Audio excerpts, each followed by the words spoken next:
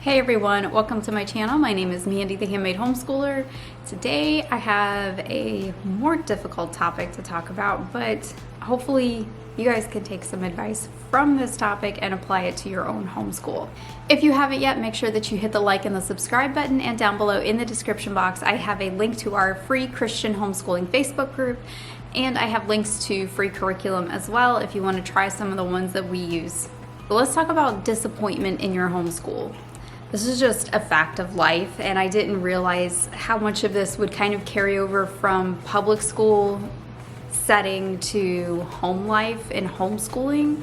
When I started homeschooling, I'm a former teacher if you haven't been around my channel long, so I have about 8 years of teaching under my belt before I actually started homeschooling.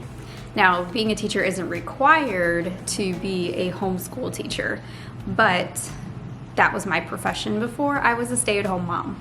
And this was something that I would run into a lot, even in teaching, but I think sometimes it actually happens more in my homeschool. And I think, honestly, it's my fault. And that is disappointment. So there are things, I think, in education and just life that we have these ideas in our head of how it's going to go.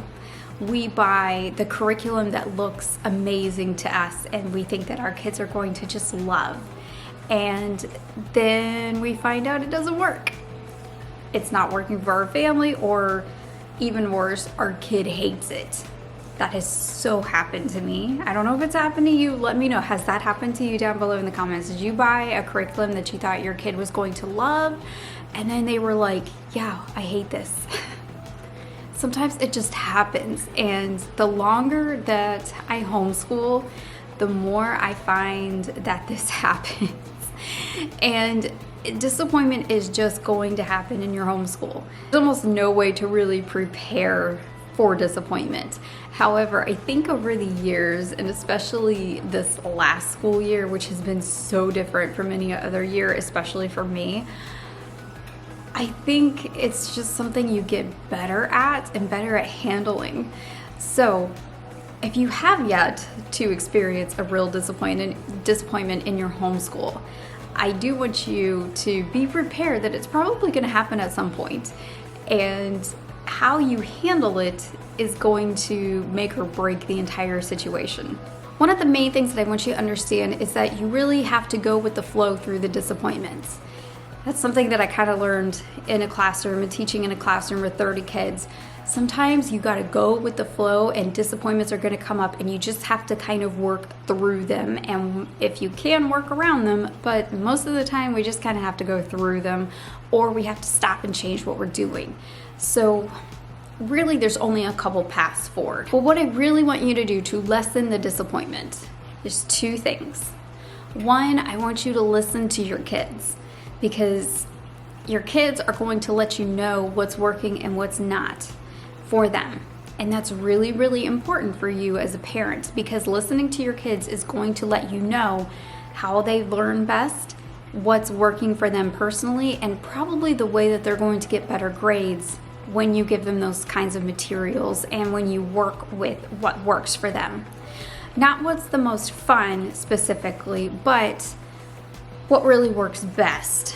And sometimes the most fun things, and this has happened to us, sometimes the more fun things we really enjoyed, but we weren't learning a whole lot. So while we listen to our kids, and sometimes it even works for you to take notes either on a computer or a laptop, or even in a notebook or your homeschool planner, take notes to what your kids say, really listen to them, and then fine-tune your homeschool from that. Everything from your schedule to the books that they're reading to the curriculum that you buy. Fine-tune it with what your kids are telling you. Regularly get feedback from them, and that is one of the things that has helped me more than anything else in our entire homeschool journey, is listening to my kids and getting their feedback and fine-tuning from that point. So let's just go with the curriculum theme. Sometimes we buy curriculum that we have really high expectations for. It's been recommended by someone. Maybe you even bought one that was recommended by me and it just didn't work for your family. it happens. I have done the same thing. I bought curriculum from someone who recommended on YouTube. It looked great. My kids thought it was cool. We buy it and then we get 3 months into it and it's just not working for my kids. Each kid has their own learning style, and sometimes what works for some kids is not going to work for other kids. So something that works for my kids may not work for yours, and vice versa. That's okay. But what we have to do as parents, and this is how I get around this and how I work through this type of situation. I have set out to really understand how my kids learn and process information, and then I use that when I purchase curriculum.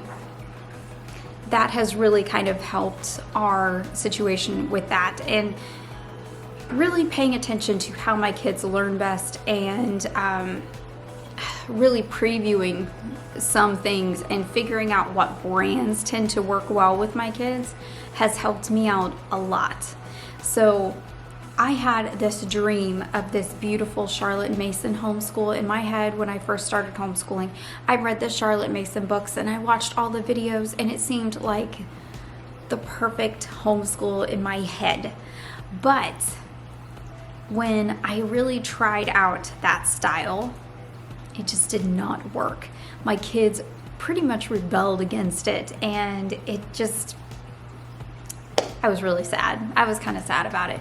I still have like these dreams sometimes where, you know, I have this Pinterest perfect homeschool that has all these Charlotte Mason things, and we're doing all of the nature walks and the poetry tea times. That did not work in my homeschool at all, not even for a second. And my kids actually preferred traditional style homeschooling.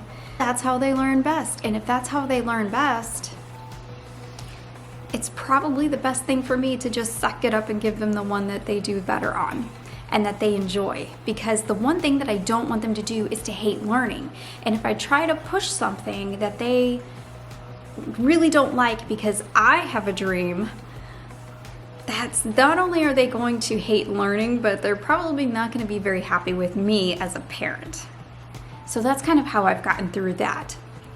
The second thing, and this is something that has served me well for so many years that I want to explain, helps with disappointment, and this is like day-to-day type stuff, is planning ahead.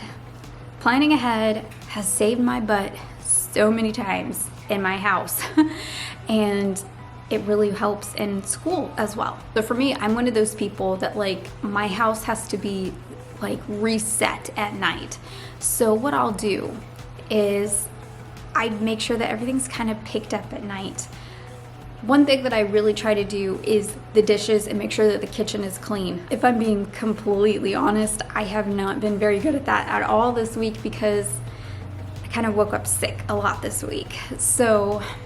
And I realized how important it was to my daily routine that those things are done. Did not have any idea how important those things are. Having the coffee maker set, so all I have to do is push a button when I get up. Having breakfast ready to go. Having the dishes done and ready to go, you know, for either for a new load or just to where I just have to push a button to clean the dishes, whatever that may be. Having that done is a lifesaver for me in the morning and saves me probably about 30 full minutes of my day, especially early when I'm trying to get so many things done. Also, getting up earlier is something that has really helped me too. I've always been a morning person, but my schedule is kind of changing, and I'm kind of in that place right now personally where just because of certain things that are going on with my personal health, I haven't been able to get up as early as I want to and as early as I have in the past. So I am kind of in this transition phase, I guess, right now, but it could be totally different, you know, weeks from now. And it's amazing like how quickly some of these things can change. But getting up earlier and having important things done, like me recording this video, or having the books set out, having all of the things out for art that we need to do, having all the science experiment materials out and maybe on the table. Those type of things really help, and those are things that I learned in the classroom, and that's what I would do before my students came in. I would come in an hour before my students got there, and I would just prep.